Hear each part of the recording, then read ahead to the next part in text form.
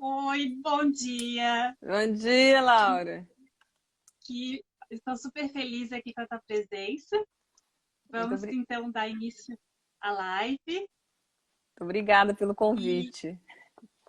e hoje, no dia de hoje, a live então é intitulada Imigração Árabe, Literatura Infanto-Juvenil.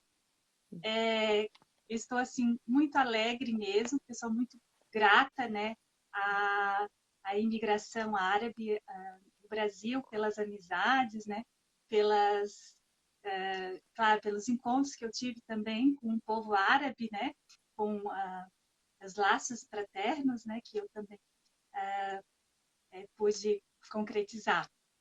Você Então, tem é uma origem? alegria. Você tem origem? Não, mas eu tive claro, através de especificidades artísticas, né, já pude fazer aulas de dança do ventre, né, então toda essa Hum, egrégora árabe já foi já fez muito presente também na minha vida, e também porque eu já residi uma época em Campinas, São Paulo, e lá eu tive mais proximidade, né, porque São Paulo tem bastante, né, imigrantes árabes.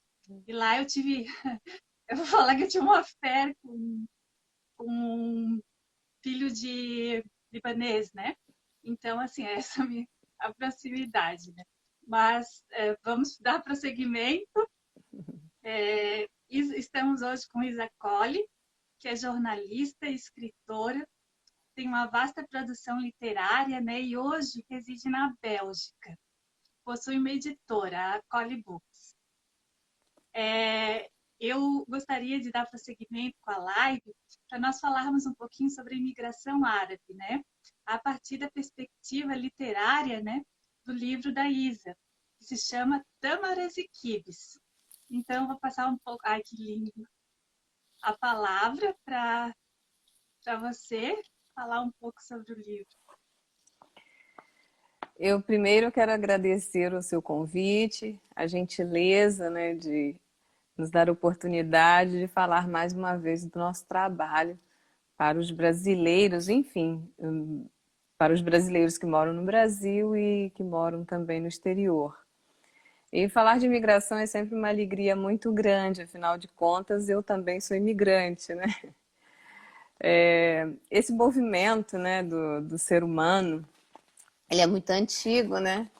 E claro que eu faço parte desse grande movimento. Tenho as minhas origens, né, os meus ancestrais foram imigrantes também. E hoje eu vivo na Bélgica, né? Primeiro eu fiz todo esse percurso dentro do próprio Brasil, porque pela minha profissão eu morei em vários lugares no Brasil. E depois de Brasília, acabei vindo para a Bélgica. Então, estou em constante movimento. E escrever sobre migração foi uma forma de eternizar esse movimento tão importante na vida da gente. E Tâmaras e Quibes nasceu, olha, de uma experiência que eu tive morando em São Paulo. Eu conheci o bairro do Brás, eu conheci o seu Mohammed no Brás, né? Que é um dos personagens do livro. E a partir daí sempre gostei muito de quibe. Eu gosto muito de quibe, amo tâmaras, então por que não juntar os dois sabores, né, essas duas delícias da culinária árabe e transformar em um livro, né? E foi isso que aconteceu, acabou nascendo essa fofura aqui, ó. Lindo, Para lindo, lindo. crianças, né? Porque escrever um livro para adulto é uma coisa e falar de migração para criança é outra coisa, bem diferente, né? E foi isso que nós fizemos, ó. Escrevemos, né? Ó, uma história ilustrada sobre imigração, porque muitas crianças também passam por esse processo. Elas se mudam cedo com seus pais, mudam de país, mudam de cidade, mudam de país e acabam passando por todo o processo que a imigração que as pessoas falam só das coisas boas e tal, mas as mudanças e aquilo que acontece de fato na vida da gente, na vida do imigrante, principalmente na vida da criança, não a gente não dá muita atenção, mas as crianças sofrem, mudando de escola, trocando de país, tendo que aprender uma outra língua rapidamente para poder voltar aos estudos. Então, tudo isso nós mostramos, ó, estamos mostrando de forma bem lúdica no Tâmaras e Quibes. Eu comentei que eu residi em Campinas, né, por um tempo, em São Paulo, então eu tive mais proximidade, eu residi em Campinas, né, mas aí eu tive mais proximidade com essa egrégora árabe também, por conta das atividades que eu também fazia lá na cidade de Campinas. E interessante, porque o viés, né, que você escolhe para contar a história da imigração é a partir do Braz, né, do José Braz, né, que acolheu esses imigrantes. Então, é um enfoque específico na cidade de São Paulo, né? Se você puder comentar um pouco a partir também da história, né, de Tâmaras e Quibes, como é que quem é José Braz, né, que acolheu os imigrantes, né, nesse período, né, tão difícil, né, como você mencionou, né, que é difícil para adulto, é difícil para criança, né, é porque é uma transição cultural, né, então, assim, sempre tem perdas e ganhos, né, tudo na vida tem perdas e ganhos, e é esse processo, né, de deixar para trás uma cultura, mas ser presenteada com outros aspectos culturais, né, o que é um presente, né, uma celebração da vida, né, nos colocar em diálogo com tantas culturas nesse mosaico cultural. E a cidade de São Paulo é um pouco esse panorama, né? Se você puder contar um pouco da história também, né? Então, eu escolhi o Brás exatamente por causa da influência, né, árabe no bairro, né, que é muito forte, né? E escolhi falar sobre gastronomia porque quem não sente, não se lembra dos cheiros, né, da infância, dos sabores da infância. Então, isso a gente, isso são memórias que a gente não esquece, nunca, né? Então, eu amo comida árabe, né? Então, eu falei, bem, eu amo comer, né? E depois comida árabe eu gosto bastante. Então, eu falei, bem, vamos escrever sobre a cultura, sobre essa influência tão forte no bairro do Brás, em São Paulo. Mas deixando assim claro que o Brás, ele é um bairro também formado por outras etnias, né? O senhor José Braz, ele era um português, então ele também era um imigrante. Ele era o dono da chácara, um imigrante, né? E começou a acolher imigrantes de várias etnias, italianos, espanhóis, os próprios brasileiros que migravam do Nordeste, os nordestinos, porque ali tem bastante também nordestinos. Então, assim, foi um processo muito importante o crescimento do Brás, porque começou com uma coisa pequena e hoje é tudo aquilo, né? Aquilo tudo foi uma chácara um dia. E hoje você encontra ali de tudo. Aquilo é um mundo, né? O Brás hoje virou um mundo. E a história se É uma passa, vontade. é verdade, né? E a história se passa ali. Conta a história do filho do senhor José Braz, o Josézinho, é um personagem fictício, claro, e que se apaixona pela cozinha árabe por causa do senhor Mohammed, que além de um excelente chefe e um excelente comerciante, que é uma das características predominantes nos árabes, né? Eles são extremamente comerciantes, né? E aí juntando dessa junção toda surgiu a paixão do Zezinho pela cultura árabe como um todo e principalmente pela gastronomia. E aí isso tudo, a história é bem assim interessante porque determina inclusive o futuro profissional desse garoto, né? Quer dizer, então, o cheiro, o sabor, a contação de história do senhor Mohammed, toda aquela vivência daquela criança, entendeu? Influenciou no seu destino, no seu futuro. Essa é a ideia que eu quis passar, que eu quero passar com o livro, que eu não quis não, né? Eu quero passar. Estou passando, né, com o livro, é que nós não devemos esquecer as nossas origens e devemos prestar bastante atenção no outro, né? Porque a nossa atitude influencia o outro e pode ser determinante para a formação do outro. Eu quero me reportar também, assim, para falar um pouco sobre a história. Eu escrevi um artigo, foi no 2015, né, sobre mediação literária e acabou que foi publicado no Celebrando a Leitura. E aí eu queria falar, aproveitar um pouco o viés, né, da base, né, dos conteúdos que eu enfoquei nesse artigo, para falar o que me mobilizou, né, com o livro, com a leitura. E justamente foi um processo que antecede a contação de histórias e que antecede a leitura, que é o momento da pré-leitura do livro, né? Que duas autoras, Girotti e Souza, falam que existem algumas estratégias que são anteriores, né, à leitura e que estão presentes, né, nesse processo de celebração da leitura, né, que é a pré-leitura.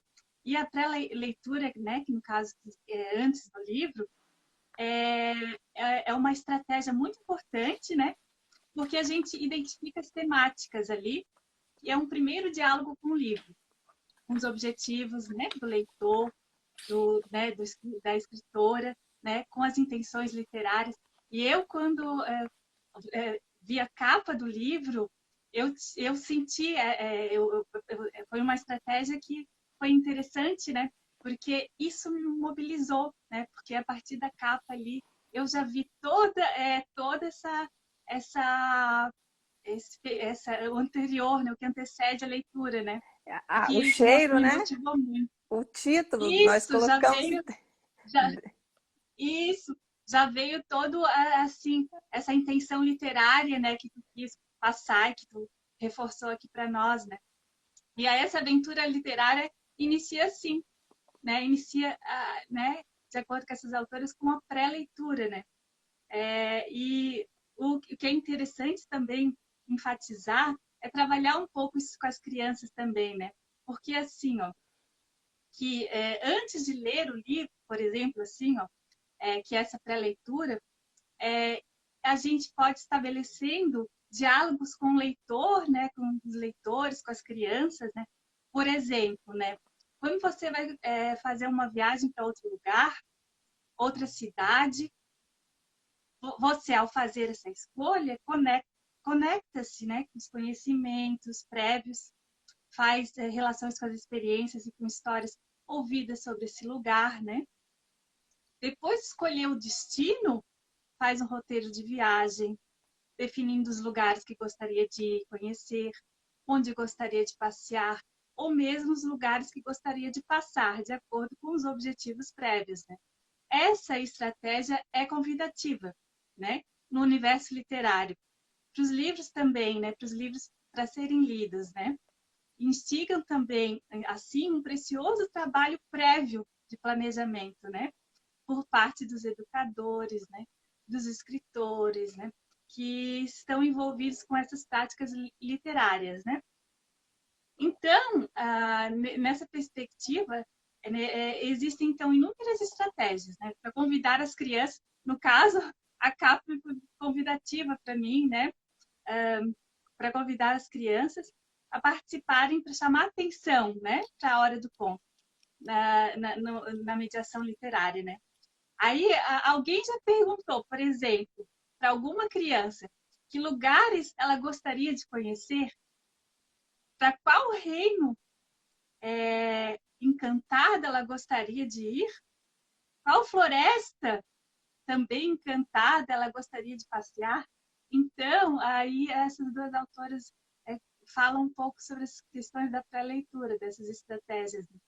E o lugar da pergunta, né? Qual lugar que a criança gostaria de ir, né? Qual floresta encantada, qual reino ela gostaria de conhecer, né?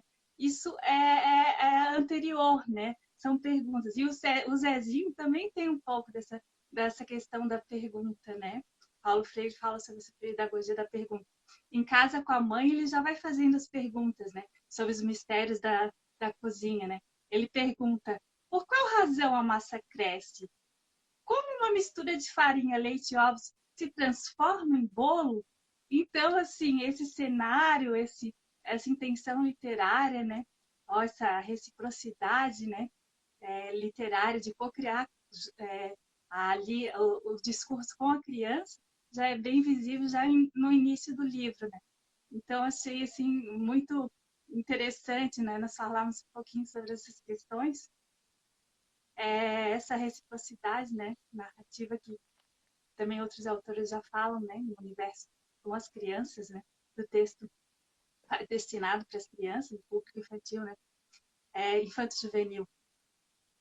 Então, a gente poderia falar também um pouco mais desse arcabouço cultural do vocabulário árabe, né? Da cultura árabe, né? A partir dessa visita, né? Da cozinha árabe, né? Porque na história isso é bem, faz bem presente, né? Esse aspecto da gastronomia árabe, né? Que tem esse vocabulário, né? É conhecido, né, pelo personagem principal ali da história, né? O Zezinho, né? A intenção de todo escritor é fazer uma boa história e que essa história seja, que as suas histórias, né, que essa história seja lida, e lida pelas crianças, lida pelos educadores, pelos contadores.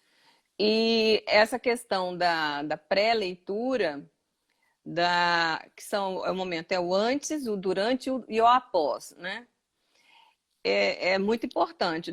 As atividades que você abordou no início, que é da questão da pergunta, então a gente inclui tudo isso no texto, quando você está fazendo, e depois também com as ilustrações, você já vai incluindo situações onde vai despertando o interesse do seu interlocutor, do seu leitor.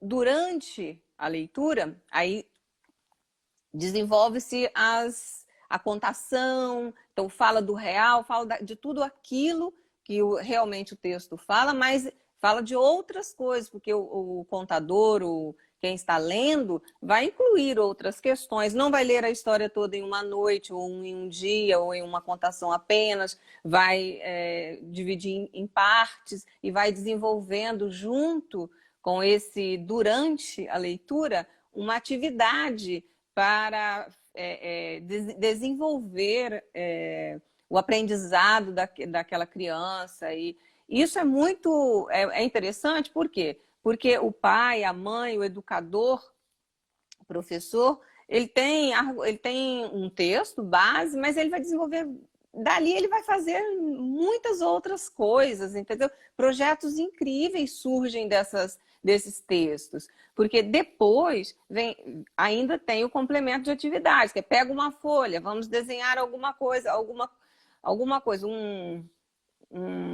sei, uma planta, uma flor do Oriente, vamos desenhar uma comida, uma nova comida, um prato específico não sei, de um país árabe. Vamos desenhar um jardim a partir... Você está entendendo a riqueza que é? Sim, tem as estratégias, né, simbólicas, né, da linguagem simbólica da criança para enriquecer mais, né, o diálogo entre as linguagens expressivas, né? Exatamente. Mas você falando isso, eu lembrei da importância do ilustrador também, né, no seu livro, o Ramon Odry, assim que pronuncia o nome É o Odry, dele. sim. Isso, que fez toda a ilustração do seu livro, né? Sim. E faz parte dessa narrativa visual que encanta as crianças também, né? Que é a primeira leitura, inclusive, né? Porque a primeira leitura que a criança faz é a visual. A importância da ilustração, ela é assim, não podemos negar a grande importância da ilustração para um livro infantil. Acho que o visual sempre foi e sempre será, né, de grande importância em qualquer comunicação, qualquer tipo de comunicação, né? Isso. Aqui nós temos, nós poderíamos falar assim, a temática é muito importante, né? No cenário contemporâneo, né? Das temáticas de literatura infanto-juvenil, né? A importância, então, do seu livro, né? Com essa temática contemporânea, né? No contexto da história da imigração árabe do Brasil, né? E também é contemporâneo também porque enfoca questões de sustentabilidade, né, ecológicas, né, que são prioritárias no século XXI. Quem ler o livro vai perceber, né, que existe uma parte em que o Zezinho, é, a partir de uma janela, né, ele é visto o quintal, né, esse encantamento pelo quintal, pelo pomar, né, então, são questões estéticas e éticas também que são enfocadas no livro, né? Porque esse pomar, esse quintal, ele é todo de orgânico, né? Sem agrotóxico. E hoje nós temos, né, uma agenda 30, né, que os objetivos de desenvolvimento sustentáveis, né? E tem o objetivo de desenvolvimento sustentável número 2, que é a agricultura sustentável, né? Então, assim, está bem alinhado com o século XXI, né? Com essas questões éticas e estéticas, né? Pode ser observado durante a leitura, né? Para quem for já está convidado a fazer a leitura e vai se deparar com essa temática contemporânea tão importante, né? E focada com as crianças, né? A partir da ludicidade, né? Da leitura, né? É muito importante a gente destacar, né? Eu acho que isso também tem, você também já está alinhada com essa temática, né? Com essa preocupação também do século XXI, né? Vamos dizer assim, com essa vontade, né? De deixar um mundo melhor para as próximas gerações, né? Com essas questões intergeracionais, já desde do Zezinho, né? Que convive com a mãe, que convive com o Mohammed, né? Que são questões intergeracionais que estão ali colocadas também, afetivas também, né, de afetividade, né? Olha, nossa, que legal. Você realmente gostou do livro. Eu fiquei encantada com a sua forma, porque eu não Sim, preciso falar nada do livro. Você fala tudo, é ótimo. E é muito legal. A eu gente. li várias vezes. Você leu várias vezes? Eu gostei muito mesmo. Porque Ai, me encanta essa questão da gastronomia também, da culinária, essa da imigração árabe. Realmente é uma gratidão, assim, meu coração está transbordando de alegria porque eu sou muito grata também, né? A todas as experiências que eu tive, que eu estou tendo aqui também, ao falar com você que escreveu o livro, né? Então é um momento muito precioso mesmo. ai, que bom. E eu fico super contente em saber que o meu livro tem agradado tanto, sabe? A resposta tem sido muito positiva e, e surpreendente. Porque quando a gente escreve sem muita pretensão. Ninguém escreve um livro com uma pretensão de. Não, você escreve, porque eu escrevo por prazer, principalmente, né? É um hobby, para mim é um hobby escrever esse tipo de história, contos infantis. Eu gosto muito disso. Na verdade, não é um trabalho, porque como tem um ditado que diz que quem trabalha fazendo o que gosta, na verdade, não trabalha dia nenhum, né? Só se diverte. E É bem interessante porque no livro você também faz uma biografia, né? E você menciona que você mais gosta de fazer é escrever, né? E exatamente. destaca, né? Escrever para as crianças, né? Então é algo que é conciliado, né? Que é uma conciliação, né? Entre o trabalho, o amor, o prazer, né? Tudo é integrado, né? Então, E é bem, quando a gente trabalha com o que a gente gosta, de verdade, a gente só se diverte, né? isso, nossa, essa conciliação é um encontro mesmo, né, profissional, assim, que é muito importante, né? Porque, nossa, as pessoas... E agora na Bélgica, né? Porque você também reside na Bélgica, né? E aí vê também com um olhar de fora as questões do Brasil, né? Não está aqui no Brasil. É interessante esse distanciamento. Até uma pergunta que a gente poderia, assim, né, colocar, né? De que modo esse distanciamento, e tem também questões hoje, né, que a gente está vivendo, que já foi mencionado também, já mencionou, questões de censura, né? Às vezes na escrita, né? Muitas questões que estão perpassando também o Brasil na contemporaneidade, né? E aí você está também um pouco esse distanciamento. Será que de que modo ele contribui com a escrita? Como é que poderia falar um pouco sobre isso, assim, de não estar no Brasil, né? Olha, eu moro na Bélgica, como você já disse, mas eu tenho uma ligação muito forte com o Brasil, é minha pátria, eu amo meu país e escrevo para o mundo todo, mas em primeiro lugar eu escrevo para os brasileiros. Então, assim, eu escrevo para os brasileiros. Claro que como a escrita é universal, ok, eu escrevo para o mundo todo, mas eu escrevo para o Brasil, escrevo para o meu público brasileiro. É o que em primeiro lugar, isso precisa ficar bem claro. Eu escrevo, inclusive, em português, né? Sempre em português. Tenho livros traduzidos, mas eles são traduzidos. Bem, como você disse, eu acho super importante eternizar essas relações interéticas. Eu acho primordial, porque elas são ocasionadas, que são ocasionadas inclusive pela imigração, mas que através de um livro ela pode ser eternizada. E eu acho isso super importante, porque, principalmente, falando do Tamaras e Kibres, vou até mostrar ele mais um pouquinho, para quem chegou agora. Se tratando de Tamaras e Kibres, os árabes são personagens importantíssimos na construção da nossa história. E eles tiveram repercussões importantes na cultura, eles influenciaram diretamente na produção literária do Brasil. E isso não pode ser esquecido. Claro que eu, por exemplo, tenho descendência italiana. Aí já me perguntaram, por que você escreveu sobre os árabes e não sobre os italianos? Ah, não. Eu publiquei primeiro o livro que eu escrevi sobre os árabes, mas a O sequência... próximo vai ser sobre os italianos. Já vai ser a macarronada. Pois, não, ainda não posso dar esse spoiler se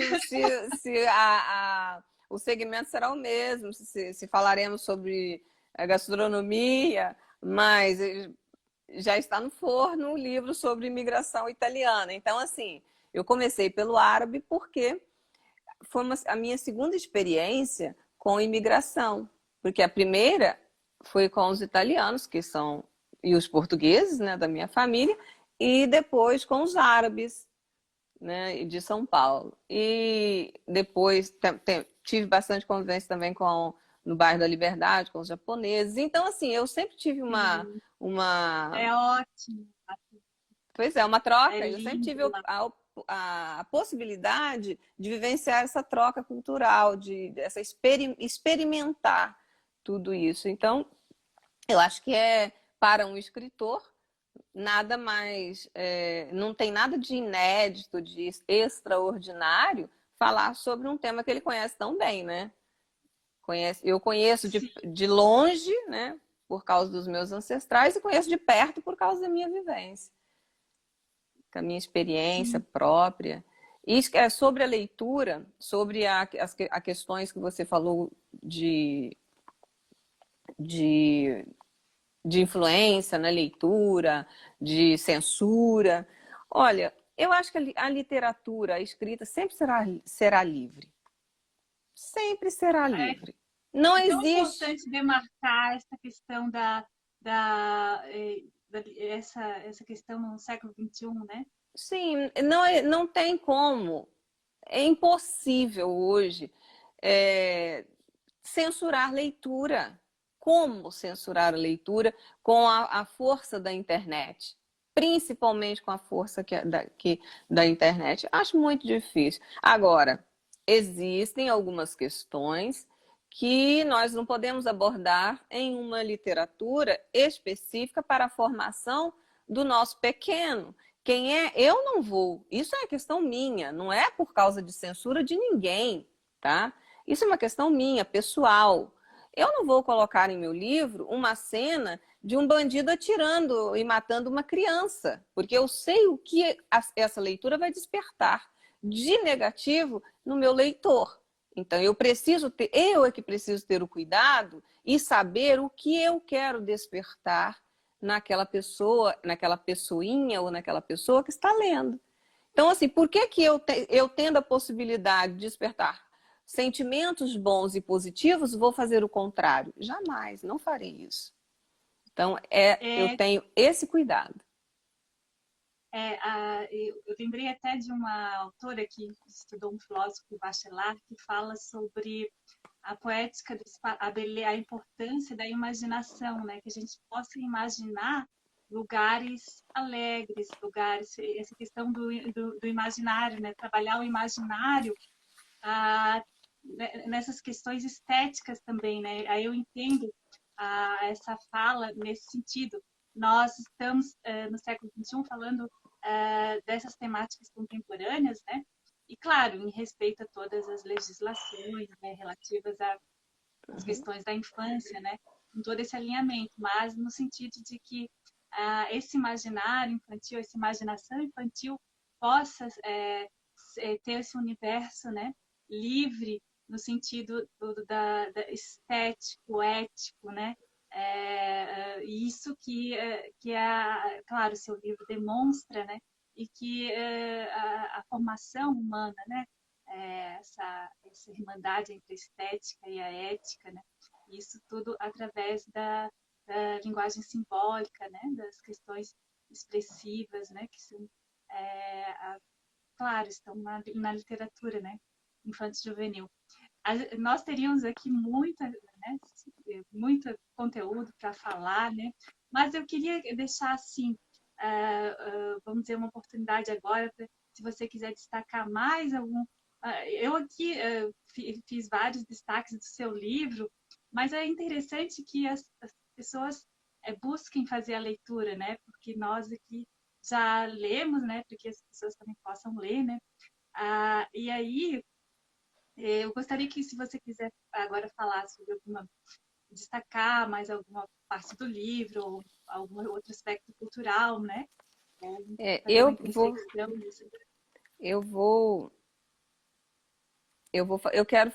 quero ler um pedacinho do livro que está na página 10, se você quiser acompanhar, que fala essa parte aqui, ó. Ai, ó. Sim. Ele já está experimentando. Deixa eu pegar aqui o provérbio, que eu peguei um provérbio árabe. Ó, esse pedacinho eu acho assim bem bacana, porque fala exatamente disso que falamos, dos sentimentos, dos sabores, dos perfumes, dos aromas da nossa infância. E que todos nós temos, né? Quem não se lembra do cheiro bom do café da avó? Ou do feijão fresquinho que a mãe fazia? Ou eu tenho uma lembrança que é, sim, maravilhosa. Até hoje eu sinto o sabor e o gosto de um chuchu. Olha que coisa mais simples. De um chuchu que a minha mãe fazia quando eu era criança com frango, com pedacinhos de frango. Eu amava aquele prato que ela fazia e até hoje eu sinto o gosto e sinto o cheiro. Então, e é um prato extremamente simples e que muita gente nem conhece. E marcou a minha infância e marcou a minha vida. Me deu até vontade. Mãe, ó, quando eu chegar no Brasil, eu vou querer comer chuchu. E o pedaço do texto é assim, ó. Era impossível não parar e ficar sonhando com o que estava sendo preparado naquela cozinha, na cozinha do seu Mohamed. Isso é o Zezinho, né, falando, ai, que delícia, o que ele deve estar fazendo ali? Aí o imaginário, né, ficava. O aroma que vinha da chaminé era delicioso e convidativo. Zezinho fazia planos. Olha, desejava um dia cozinhar. Olha como que aquele perfume, aquele cheiro, aquele movimento, tudo aquilo que aquele menino sentia, literalmente sentia, mudou o destino dele. Olha. Ao restaurante, ele já tinha ido várias vezes, mas não passou do salão onde eram servidas as refeições. O que ele queria mesmo era conhecer a cozinha, porque é onde ele pensava que tudo acontecia. Então, ele gostava de comer, de ir ao restaurante, mas ele ficava pensando, eu quero ir ali, ó, quero conhecer os segredos que tem ali depois daquela porta. Então, olha só como que escrever alguma coisa que mexa com o imaginário da criança é importante. A fantasia é muito importante. Você incentivar bons pensamentos, boas memórias, isso aí não tem preço. Então, eu acho que eu consegui, né, passar toda essa ideia, todo esse sentimento através dessa história. Sim. A leitura, né, está aqui, né, temos essa abertura do portal, né, da leitura para Tama das Equipes. E aqui nós estamos caminhando agora para o desfecho, né, da live. E incrível, né, essas experiências culturais, né, que são movimentadas, né, através dessa conversa, né. E eu já fiz algumas lives de culinária, você falando, né. Eu iniciei com lives de culinária, então, assim, eu tenho essa... também aconteceu de eu unir também literatura e culinária nas minhas lives, então, a partir desse processo comunicativo, né, que é esse formato das lives, né, e também de um processo formativo, né, porque a gastronomia é cultura também, né, são aspectos culturais, né, aspectos literários também, né, estão circunscritos historicamente numa cultura. Então, eu acredito assim que essa união da gastronomia, da culinária com a literatura, eu acho fabuloso, assim, porque eu também vivo isso né, nesse meu processo de educadora, né, na verdade, vamos dizer assim, de alguém que está trabalhando também, né, remotamente nas redes, né, através do trabalho remoto. Então, é interessante, eu vivi muito e acho super importante trazer essas questões culturais para serem conversadas, né? Acredito, sim, que eu vou fazer mais lives de culinária também, e literatura, né? E eu vou sempre lembrar, com certeza vai ficar esse legado. E eu acho, assim, que com certeza, futuramente, provavelmente, você vai querer também fazer algumas lives de culinária e de literatura, porque é algo que vai motivando, no final as questões literárias se integram com as questões culinárias, assim, é o que aqui tem acontecido, assim. Mas vamos então agora para a última mensagem, se você quiser falar alguma coisa, ou mesmo um provérbio, se você queira, ou alguma questão cultural árabe, se você quiser uma mensagem. Eu separei, é porque caiu aqui, ó. Eu separei um provérbio árabe para deixar como mensagem para as pessoas que nos acompanharam, né? Que estão aqui nos acompanhando ainda, né? Bem, o provérbio diz o seguinte: não diga tudo o que sabes. Olha, gente, se é árabe mesmo, eu não sei, porque eu pesquisei no Google, tá? Mas eu acho que é. Mas enquanto mensagem, eu acho que é importante a gente deixar essa mensagem, né? Sim. para todos, né? Sim. Não diga tudo o que sabes, não faças tudo o que podes. Não acredite em tudo que ouves. Não gaste tudo o que tens. Por quê? Quem diz tudo o que sabe, quem faz tudo o que pode, quem acredita em tudo o que ouve, quem gasta tudo o que tem, muitas vezes diz o que não convém, faz o que não deve, julga o que não vê, gasta o que não pode. E para finalizar, a palavra é prata, o silêncio é ouro. Esse eu tenho que aprender.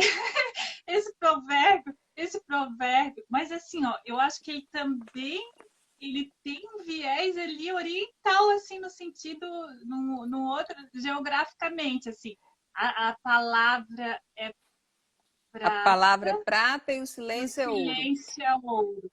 É, É, por, isso é um aprendizado de vida é porque mesmo. Isso eu tenho que algumas pessoas dizem que isso. esse provérbio é chinês, mas acho que não é. Ficou a dúvida agora, porque as culturas, né, no final, como é São a próximas, oralidade, né? às vezes são próximas, e aí às vezes, mas o provérbio esse é primoroso, esse, Eu, nossa, eu preciso para nós é praticar muito importante. Eu também. Vamos colocar como como um meta. desafio do ano como meta, mas sabe que eu já comecei a exercer também esse provérbio, principalmente, sabe aonde? Na família. Oh, meu Deus, Isso aonde começamos todas as nossas experiências na família. é, eu vou ficar que é uma, se é árabe, ou se é, eu vou aderir à cultura, eu vou aderir ao provérbio, eu vou ficar irmanada neles, assim, porque é a minha meta de 2021 pode, tá escrita, hein? Tá decretada. Vamos, Apoio, vamos dar super atenção, apoio. então.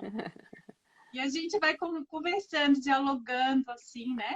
Os diálogos continuam, né? A live, né? Agora estamos chegando ao desfecho, mas os diálogos continuam, diálogos literários continuam, né? Eu quero agradecer, assim, de coração, pela disponibilidade de ter participado aqui da programação, né? Eu que agradeço o Nossa, convite, a isso gentileza de ter. E também agradeço pelos elogios ao meu trabalho, por ter realmente lido e gostado do livro de Tâmaras e Quibes.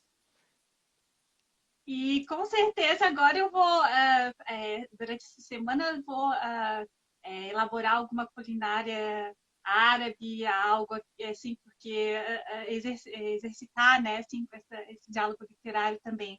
Muito interessante, essa união da gastronomia com a literatura, muito importante, né, aspectos culturais, assim. Eu também agora gostaria né, de dizer de todo o coração, né, que foi muito importante esse diálogo, né, sobre o livro. Agradeço e fico à disposição, né, se você quiser fazer uma nova live, até culinária, alguma outra, eu estou, né, assim como você participou da programação, se fico à disposição se precisar de alguma outra programação que você queira também, né, Muito você obrigada. precise, né, de alguém, né, para apoiá-la. Estou aqui à disposição também, tá? Muito obrigada, Laura. Agradeço, Eu que agradeço. agradeço, agradeço de coração. Então, prosseguimos, tá? Com certeza. Tudo de Precisando, bom. pode convidar. Ó, Tchau, tchau. tchau. Tudo de bom.